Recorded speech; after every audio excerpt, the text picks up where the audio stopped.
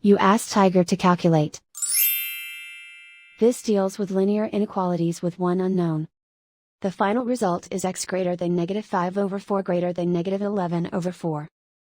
Let's solve it step by step. Swap sides.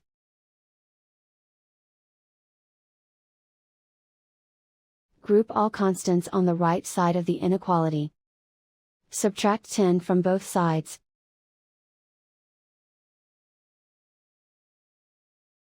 Simplify the arithmetic.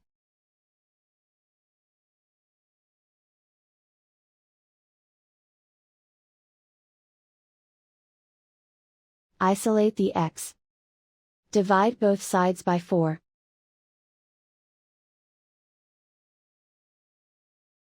Simplify the fraction.